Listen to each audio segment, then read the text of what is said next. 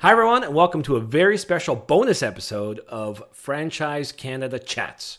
My name is Steve Buors, CEO of Reshift Media, and I will be your host. Today, we have two major topics of discussion. First, it's Franchisee Appreciation Month, which is a time to recognize and celebrate the hardworking local business owners who have found success, creativity, and community as franchisees. And second, September marks 20 years of the UPS store in Canada, quite a milestone. And who better to speak to both of these topics than our guest today, David Druker. David's the president and CEO of MBEC Communications, Inc., which is the master licensed franchisor of the UPS store in Canada. David carries with him extensive experience in operations, marketing, retail sales, and franchising. He's a current member of YPO, is CFE certified, served as the chair of the board of directors of the Canadian Franchise Association from 2022 to 2024, and is currently serving as past chair. With over 400 franchise locations, the UPS Store Canada is the largest network of print and copy centers. The UPS Store offers complete business support services such as digital color and black and white printing, full document finishing, worldwide shipping and packaging services, mailbox rentals with 24-hour access, mail forwarding, package mail and fax receiving, and mail fulfillment, among others. David, welcome to the show. Couldn't be more happy to have you here.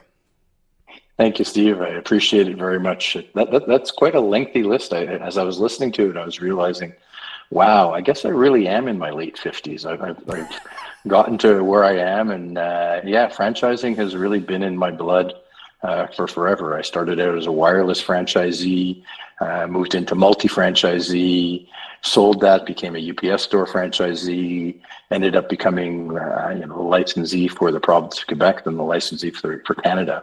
I've literally been in franchising as my primary job for over 3 decades, and it's incredible. I love franchising. As we all say, it's the best way to be in business for yourself, but not by yourself. A huge portion of what represents small business in Canada. Small business in Canada is obviously so important. And franchisees every day make a huge difference in their local communities. So, franchisee appreciation, it goes a long way. And especially over the last few years, our franchisees, I know, have gone through a lot. The world has gone through a lot since 2020. I won't use that 5-letter word that nobody really likes, but at first the franchisees were not so happy as to how come everyone's getting a 10-day vacation and we still got to open our stores. But shortly after, it became very evident that we were an essential service for Canadians, serving our communities and really enlarging the awareness of who we are and what we do, but also demonstrating the fundamental reason why we exist. The displacement that happened and everything else. It was a huge curve, and our franchisees really stood up and delivered proudly in the Canadian communities. Same thing in the U.S., where yes, we're just over 400 stores in Canada. There's over 5,500 in the U.S. So we're a North American brand that's touching on 6,000 locations. You're looking at combined, and previously we were mailboxes, et cetera. As you mentioned, it's the 20-year anniversary of the rebrand, which is actually funny because I started my career with the UPS store on day one of the rebrand. So October 3rd, 2005 was actually my first day wearing the UPS store brand and shield. So it means a lot to me, and it means a lot to our franchisees, and it's a great way. I mean, Franchisee Appreciation Day, frankly, should be every single day of the year. But as a formal time, it's great. And I know that we've got some special events planned. And of course, we've got our convention in Montreal in October to celebrate the 20th anniversary of the rebrand.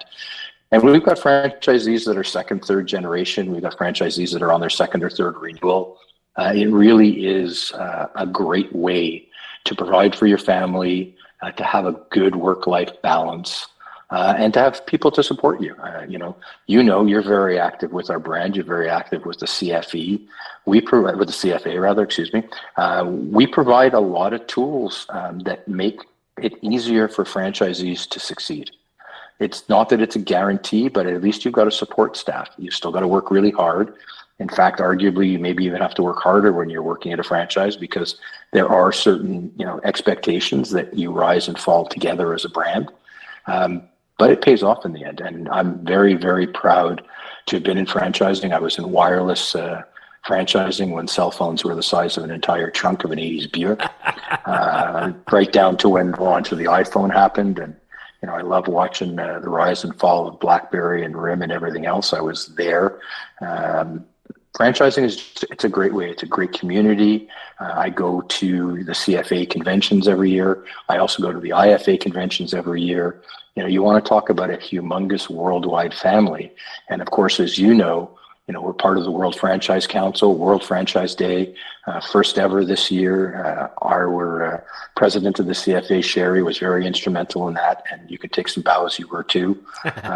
It's great. Franchising truly is a wonderful way to earn a living, provide for your family, provide for your communities. It's a great Canadian way of life, frankly.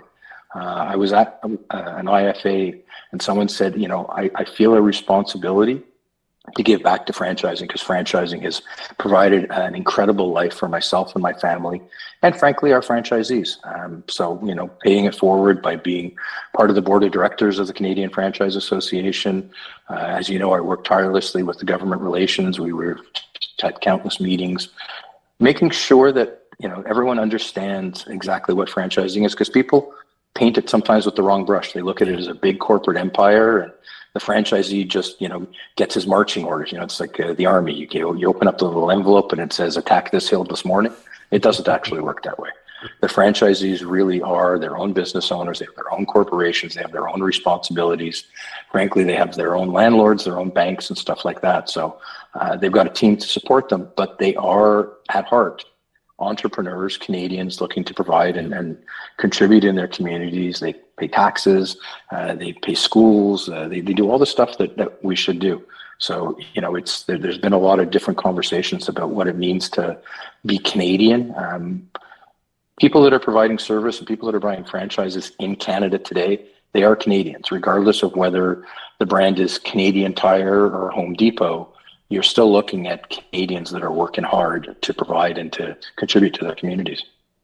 Well said, and a lot in there. I want to hone in on a few things you said there. So first of all, you, sir, have quite a background in franchising. Obviously, I know you personally beyond just today's interview, so I have the benefit that maybe some of our listeners don't. I'd love for you to elaborate on the story you touched on. So you started ages ago, as you mentioned, when cell phones were a little bigger than they are now. Suitcase or trunk size, but yeah. Tell us about that journey. It's a funny story. It's a funny story, actually. So I was, as you know, I'm a car person. I'm very into cars. I was working at a car audio and tuning shop, and cell phones in the mid 80s started to become a really big thing. Oh, yeah. And I was the youngest guy behind the counter. So, Bell Mobility, who obviously is still a big provider, came to us and said, you guys are installing Alpine radios in cars. Alpine's bringing out phones. We want you to connect them. And all the older guys looked at me and said, you're the young guy. You go there. I'm not cell phone, about that one. You go. So I went, and that's how it started. So I became the cell phone specialist, and then I got headhunted by someone who was running a Cantel dealership, which today is Rogers Wireless, but in the original format, it was Cantel, which was Canadian Telephone wireless service. And their motto was coming alive in 85. Well, I was there on the front lines when literally they turned on that, and you didn't have to go through the mobile operator anymore.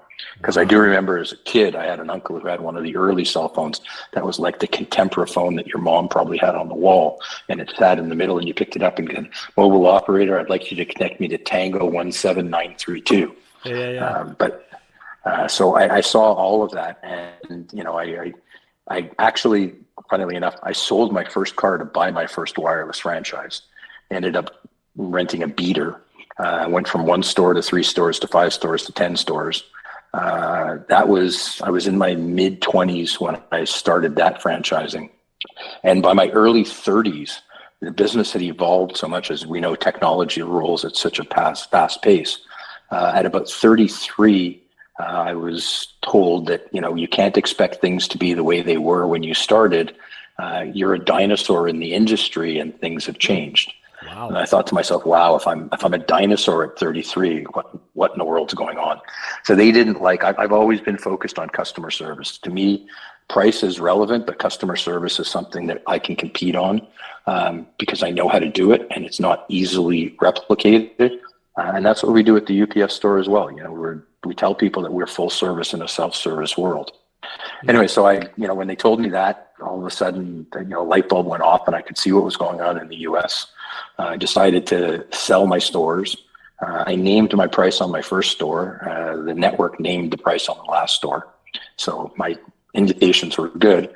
And I walked into a UPS store on Hallandale Beach Boulevard in Florida one December because I needed a contract. And the franchisee, who's still there, and I still see every Christmas actually, said to me, not a problem, we can print that up for you. I need it in Montreal tomorrow. He said, no problem. There's a Starbucks next door. He said, here's a coupon for a grande, whatever you want, go next door. They'll put it on our account. By the time you get back, we'll have it already. Called my lawyer, who's my father. He emailed it to, his secretary emailed it because my father didn't email at that point. Sent it to the store, printed it up. I had a grande, God knows what, probably like an iced macchiato or something, I don't know. And it was all there in the envelope. It was like, I don't know, $81 or something. It didn't matter. It was priceless. And I walked out going, I could do this. He had a sign in the window that said, we fax, we print, we ship, we're your office away from home. And I went back and I started, surfing the internet to find out what this was about in Canada. At that time, it was still mailboxes, et cetera, in Canada. I made an application to be a franchisee, got a call. They said, hey, listen, you seem to be very experienced in franchising. I said, yeah. They said, you live in Quebec? I said, yeah. They said, do you speak French? I said, yeah. They said, well, have we got a deal for you? So cut a deal to open up a couple of stores because there wasn't very much in Quebec because French has always been an issue. Even the early 2000s, the language issues, I think, started in 1977. So there was, I think there was 5 stores or 6 stores in Quebec at the time, and about 170 stores in the rest of Canada, concentrated mostly in Ontario and out west. So did that, ended up talking to them, got the license to develop Quebec. So October 3rd, 2005, I had both 2 stores and the license to develop. We developed very quickly, and then in 2007, we were at a convention style meeting, and the then holder of the master license said, you're doing an incredible job. I see a lot of myself in you. I could see you taking over this business one day. And I was probably a little too cocky or chippy or whatever you want to call it, but I literally pulled out my Visa card and I said, would you take Visa? And he laughed. And that was the start of the conversation. So it took about a year. I had the master license in 2008. Wonderful financial planning, just as the markets were going south, just as the economy was really uncertain. Banks, wonderful to deal with at that period of time. But we made it through. Things went really, really well. For those some of our listeners might not know what a master license franchisor is. Would you mind explaining that a little bit? Sure. So basically the brand belongs to UPS. UPS has set up through San Diego the UPS Store Inc., and then they've licensed myself the rights to do Canada. So we are the franchisor for Canada, but we still answer to a bit of a higher power. So much like our franchisees, we're in business for ourselves, but not by ourselves. That makes sense. And you touched on the mailboxes, et cetera, transition. So you want to talk a little more about that, because that's a fascinating story in and of itself. Yeah, well, mailboxes, et cetera, obviously, it's quite a long story. FedEx was supposed to buy them, and it didn't quite work out. UPS walked in at the last minute, swooped it up. Fred Smith, who passed away recently, lost his mind, swore that they would never, ever, his trucks would never pick up at a UPS branded facility, which what the stores became. So UPS got quite lucky. They scooped up and FedEx walked away. FedEx then bought Kinko's to try and do it, but they weren't a franchise; they were corporately owned. We really do have a good hold, probably better here in Canada than the United States. In the United States, there is quite a few concept competitors. In Canada, there is no concept competitor really. There's a couple of little small players that might have 6 stores, 7 stores, nothing solid. There's category competition, obviously. I mean, you can go to Staples or Bureau and Grow to do printing. You can go to Canada Post, although I don't know that I'd do that right now, to get a mailbox, to ship a package. But we, as I mentioned to you earlier, we consider ourselves to be full service in a self-service world. Our franchisees are well-trained, great operators. We've been working with them really very hard to enforce the idea of presenting the wow. So our franchisees have great support for technical knowledge, customer service, operation standards. You walk into any UPS store throughout Canada and in fact throughout North America, and you feel the similarity to your local home store. And that's one of the things that we know we're doing something right, obviously, because customers refer to the UPS store. My UPS store, or 2 blocks away from me, Jane is wonderful. Bob is great. Cynthia really helps me out. So when they go and travel, they are presumably inclined to look for a UPS store because they've already had a great experience. Plus, we really deal with that small business segment, that 0 to 5 employee business. If we do a great job, we help our customers grow. They will eventually grow to have a physical location because most of our people do not have physical location. Once they've got a physical location and they've got a receptionist sitting there all day long, they can wait for the truck to come by. We really offer flexibility, convenience, reliability, and we're like an on-demand shipping department for them, or a printing department, or a shredding department, or a passport photo department, or a whole bunch of other services. We even do notary in some provinces. Well, what you just said rings true for me for sure. The UPS store right near my house, it's walking distance. They do an amazing job. I got my passport photos done there. I showed up, I was wearing a shirt with a print on it. They knew right away, you can't do that. I'm like, oh no, I got to go home. He's like, nah, turn your shirt inside out. It'll be fine. And they made it so easy and they knew what they had to do. Yep. And they did it with a smile. And yeah, it was a pleasant experience for something as simple as getting a passport photo done. So completely agree with what you're saying, David. And, the UPS store, obviously I know the brand well, but I drive around and you see the UPS store everywhere. Like you guys really are part of the community. It's quite amazing.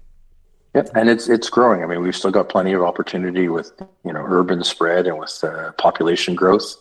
So there's plenty of opportunities for stores. We're really we've had a great run, and I think the run will continue because we're providing still essential services to Canadians in local communities, and our franchisees really do a great job. I got to tip my hat to them.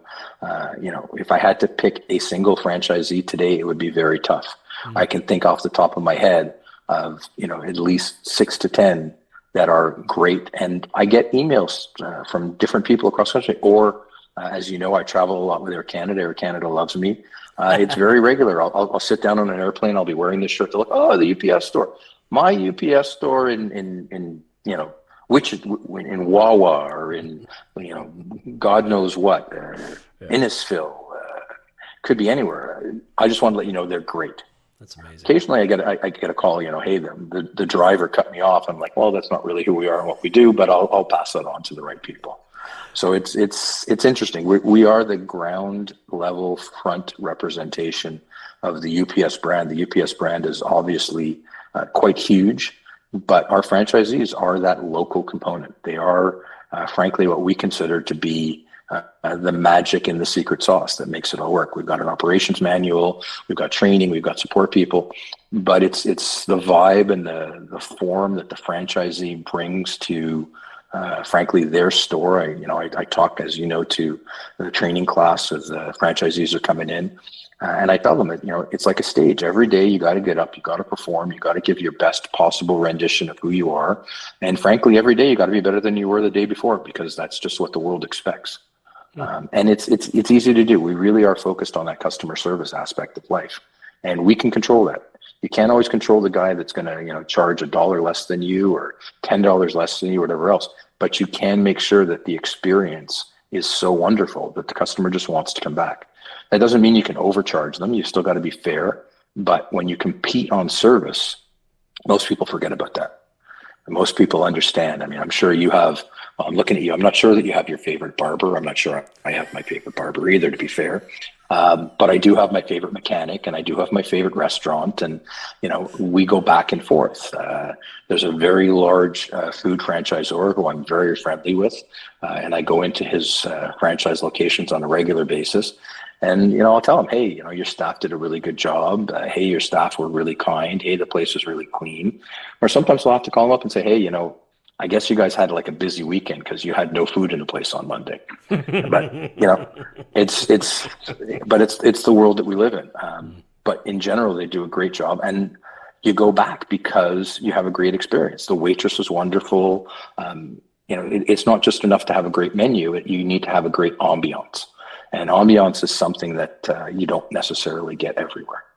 Now, some of us do like the grumpy mechanic, and that's just the way that it is. But as long as you're getting a good service and a good rendering for price. But we have no grumpy franchisees. I just want to make that very clear.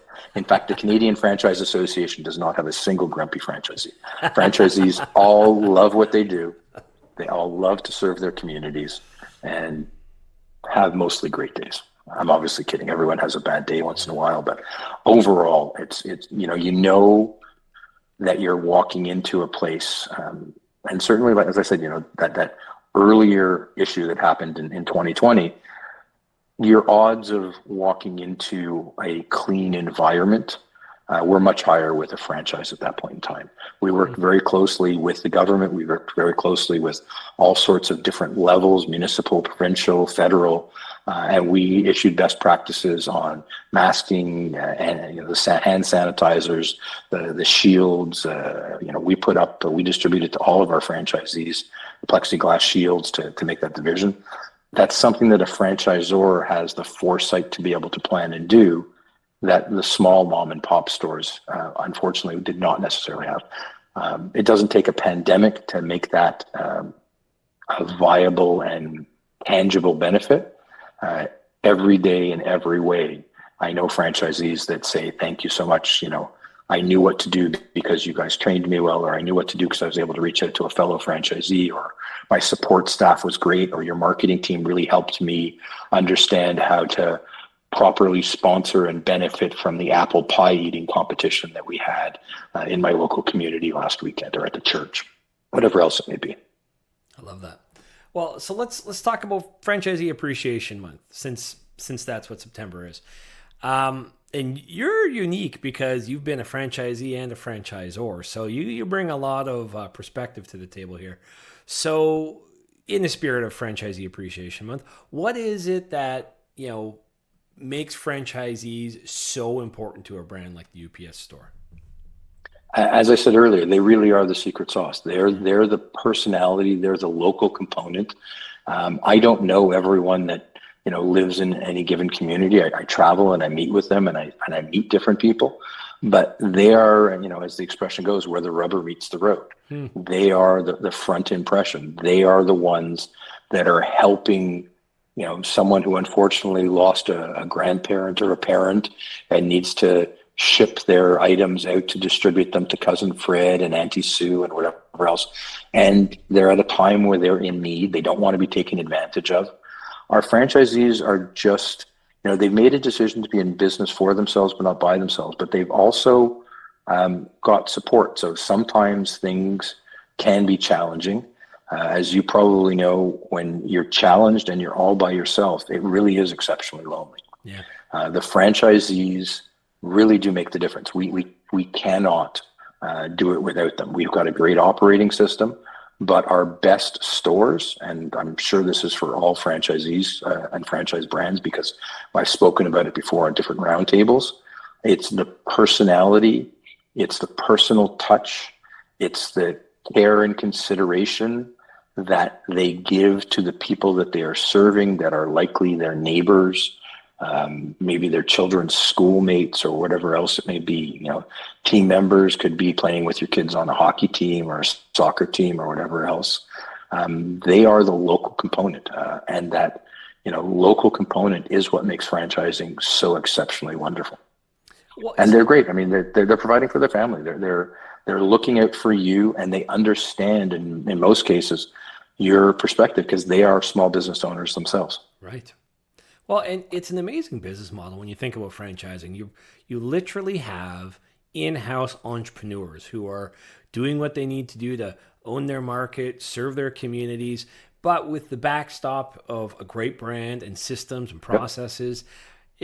Franchising really is quite an amazing model when you start to unpack it and think about it. Yep. And it really works because of what you said. You have people who are motivated to do well in their markets, and you got a franchisor like the UPS store who is motivated to make sure they're successful.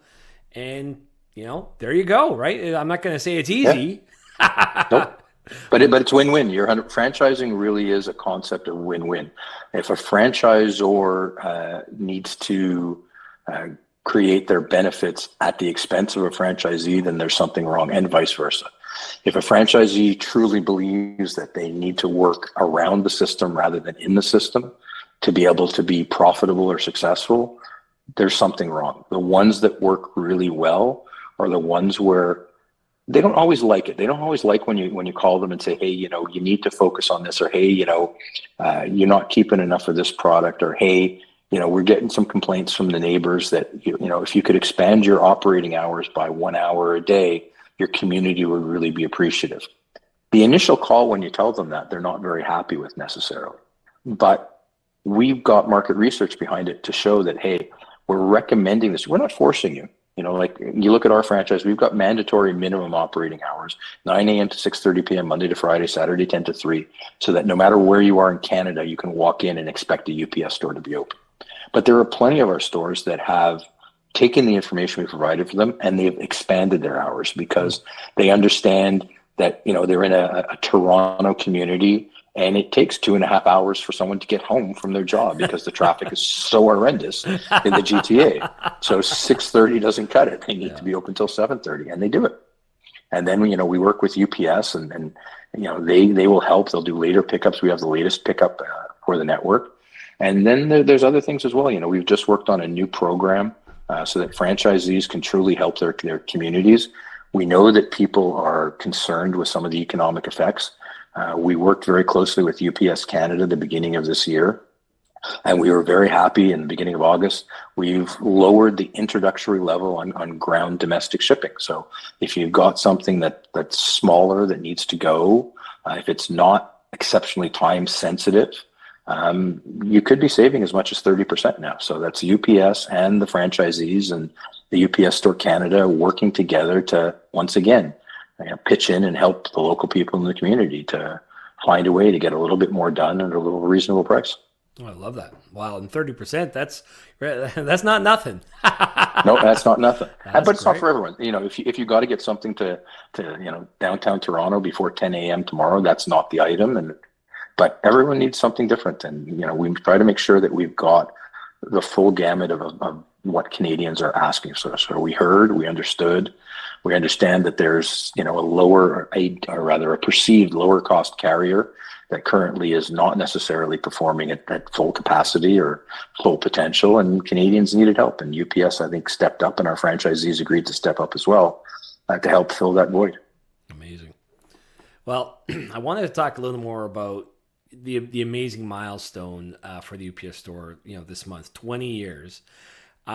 So if you look in your rearview mirror, what's changed for the UPS store in the last 2 decades? I'd say one of the biggest changes is technology, both positive and negative. Positive wise, the ability to, scan, shred, the passport photo stuff, all the rest of that has been great. Emailing. Funnily enough, we still have fax machines in our stores because the Canadian government makes it so difficult. They really don't want emails. They don't trust it. It's a technology that's not proven yet. It's not good for the government. So they still want you to either courier or fax stuff to them. So that's obviously changed humongously. But credit card fraud and identity theft and all the rest of that stuff. So the technology in a negative sense has also impacted our business. We do a lot more shredding than we ever did. I'm sure in the day, my mom or my dad got their Eaton's bill and just, when it was paid, they just threw it in the garbage. You can't throw that stuff in the garbage anymore. So the secure shredding that we do at the stores has become a huge part of what we do daily. We make sure that our environment is secure. Our credit card provider is doing everything possible to make sure that there's encryption on end to end so that somebody's credit card doesn't get frauded. That's been a huge change. And then there's the mail delivery service. I mean, our box holders, it's not always convenient to get stuff delivered to your home. It can't always be delivered to your home, especially with community mailboxes and stuff like that. So we've seen a huge lift once again in our mailbox rentals, which are deemed as commercial suites. So we can receive packages. Everyone's heard about the term, I love this term, porch pirates. Yeah. I picture some guy with an eye patch and a little triangular hat going, "Oh, I got your package." But so that's changed a lot of things. Amazon obviously has changed a lot of things. The internet has changed a lot of things. I mean, you think about where the internet was 20 years ago and where it is today. It's huge. I mean, I genuinely, and you go back to what we were talking about cell phones, I've got more technology in my current Apple iPhone than I think I had in my entire business 20 years ago. Yeah. And most people had, the infrastructure, you've got everything that you need there. I work off my iPad or I work off my iPhone. I still have a laptop, but the entire version of technology has made it different. Now, this concept that the internet was going to make the world a paperless zone obviously doesn't work. So we do a lot of printing still, thankfully. We've got a very good business model, but the technology is probably the biggest thing. That, and I think the understanding of what franchising is and the growth of franchising, people are truly more and more turning. I don't know if it's 20 years ago or 30 years ago or 35 years ago, but you used to think, you go to school, you go to university, you get a degree, you go work for IBM, you work for IBM for your entire life until you're 65 years old, you got a gold watch and you retire. That is not really the way anymore. Being in business for yourself, but not by yourself, entrepreneurialism, it's huge. So you talk about, the franchisees and what's changed. There's a much better recognition, I find today, that small business and entrepreneurialism is a career. Yeah. You don't have to be an accountant. People go, "Oh, you're a salesperson." Everybody's in sales, and there's nothing wrong with it. It's a very good career. We have franchisees that have 3-4 locations. They provide very nicely for their families. It's a great way of life. It's a great business model. And I guess the other thing that's changed, I as you mentioned, I was the chair of the board of directors for the CFA. I'm now past chair. I've been on the board of directors. I think I'm actually the old man on the board of directors. I don't want to say that I'm back in that dinosaur phase again, but I think I still have something valuable to contribute. But franchising in and of itself, the Canadian Franchise Association, the sophistication of the association and what it does for everyday Canadians to understand the power and the potential of franchising, that's huge. We've got a great team there. You guys support it. I mean, listen, I could point at you and say, I remember very clearly when we were having lunch and you guys were leaving the big corporate, news corporation who we won't name, and I said, you guys should look at franchising, because honestly, it's growing rapidly, and there's a whole niche in marketing, and it worked out well for you guys too, to the benefit of our industry. You guys are huge in our industry today. You guys support and help a lot of franchisees and a lot of brands. That. And I remember that conversation vividly. We were sitting, it was in Oakville, we were outside, and I had no gray hair at the time. And I remember you were a clean-shaven young lad. Yeah, I was, wet behind the ears, didn't know what I was doing. I do remember you saying that, you should look at franchising in the CFA, and obviously the rest is history. But I agree with you. Watching over the last decade, franchising just blossom in this country. and the knowledge of it increase, or where people actually realize that, oh, like as an entrepreneur, this is a really powerful business model that allows me Yep. to achieve what I want to do and cover off some of my blind spots, or maybe I'm not great at certain things. Exactly. So I love that. And I want to use that as a bit of a leaping off point, because you mentioned a competitor who is an owned network in the US versus UPS Store as a franchise. I'm curious on your perspectives here, David, as a franchise network. How has that given you the leg up? How does that allow you to compete more effectively versus maybe someone who would own all their own stores? I think that the heart and soul and compassion of the individual franchisee is what makes it great. Most people that work at that corporate factory type job, punch in and punch out, we get messages on a regular basis. I walked into your store at 6:20, even though they closed at 6:30. Susie stayed an extra 45 minutes to help me get my printing done so I could get it into the envelope so that it could get rushed to UPS. In fact, I know she specifically drove it to the depot so it made it out that night. Amazing. Finding a corporate and hourly employee with no stake in the game that's going to go that extra mile is challenging. I'm not saying it's impossible, but it's challenging. That's why I say that we are full service in a self-service world, because our franchisees really understand the mindset of their customers, because they identify with them. I had a job once, and I asked, my boss, how do you know where the trend is going? As Canadians, how do you know where the puck is going instead of where? He says it's very simple. I'm part of my target demographic. Well, our franchisees are small business owners. They're homeowners. They live in the community. They have families. They identify and understand where the client on the other side of the counter is coming from. And I will say 99 times out of 100, because we're not perfect, nobody is, go that extra mile to make sure that it gets done properly, because they have a level of personal pride to make sure that that person who says, my UPS store is the best thing in the world. They helped me out last night, and whatever you need, you should go see them tomorrow.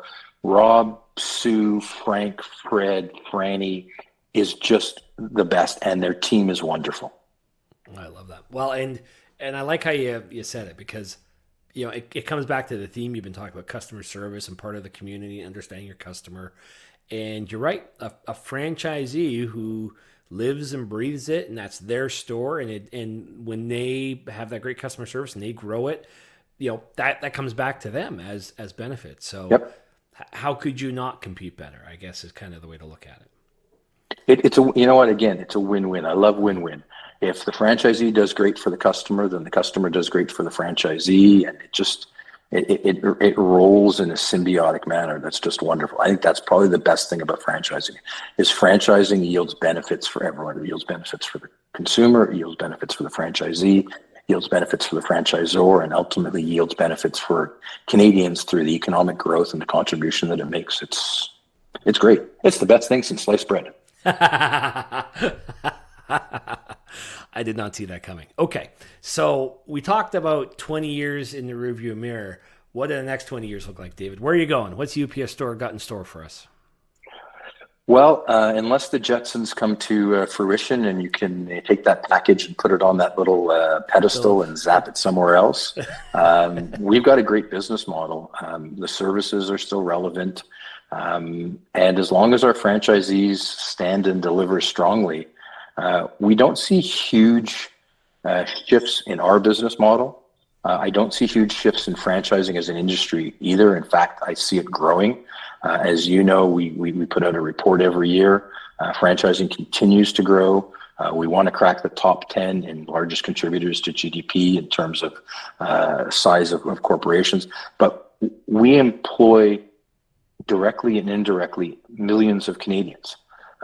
It's huge, and it continues to grow. People don't think about it, but it is highly likely, in fact, almost 100% likely, that in the course of a given day, if you leave your house, at least one of the stops that you made was a franchise. Mm-hmm. Whether it be the coffee shop, whether it be the dry cleaners, whether it be the hardware store, or whether it be the parking lot that you parked in, the lines were done by a franchise corporation. It's just everywhere. It's so immensely directly involved with Canada and everything that makes Canada great. Wow. So I see continued growth, I see continued prosperity, and I see great things for franchisees as long as they continue to understand that there's a joint responsibility. For your business to be successful, you also have to respect the brand. You also have to respect your fellow franchisees.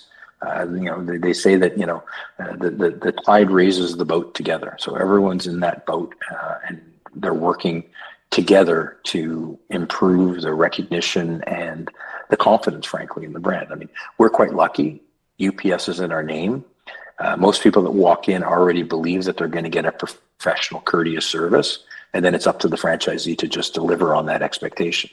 Some people don't have that, and that again is one of the benefits of a franchise brand. Is there's a recognition of the brand that you stand behind. You're not having to convince people that you're reputable or that you're professional. You just have to make sure that you are. I love that. Well, and I want to echo something you said. Before you pointed us towards franchising all those years ago, I had no idea the variability in what businesses are franchises. There's financial franchises. Yep. We got a client that does batting cages, dumpsters, like almost anything you can name as an industry has a franchise model somewhere. Yep. And a lot of people don't realize that. A lot of people don't realize it's not just the fast food places. Like there are franchises in every mall in this country. And it's amazing to see. It's a vibrant business model. I think it's 12th biggest in terms of GDP, or is it 11? I can't remember. I think it's 12. I think it's 12. Yeah. I think it's 12th, harboring on 11. Yeah. Sherry won't be happy with me, but I won't be happy with me either. I couldn't remember. But we're on the edge of cracking top 10 as a franchise industry here in Canada, as you said. Which, think about that. Like that is just tremendous as all those franchise systems out there. Yep. It's proud. It's a proud thing to be part of that. It truly is, to me, a foundational corner of Canada. Well, which gets me into my last question for you. So, if you got to pick one, what is your favorite thing about franchising? The sense of camaraderie. I think it's got to be the team spirit. It's got to be the fact that someone else doesn't have to lose for you to win. Generally speaking, when things are run properly and things are working correctly, it's a win-win-win. I think I'd mentioned that earlier. Everyone comes out on top. Well, and it's interesting you say that because it's not just within the franchise system, between the franchisor and franchisee.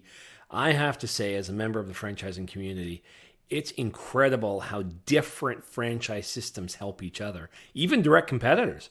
I've gone to the Canadian Franchise Association National Convention and watched two direct competitors from different franchise brands sit there and talk about their business and compare notes and share ideas, which you don't see that everywhere. You just don't.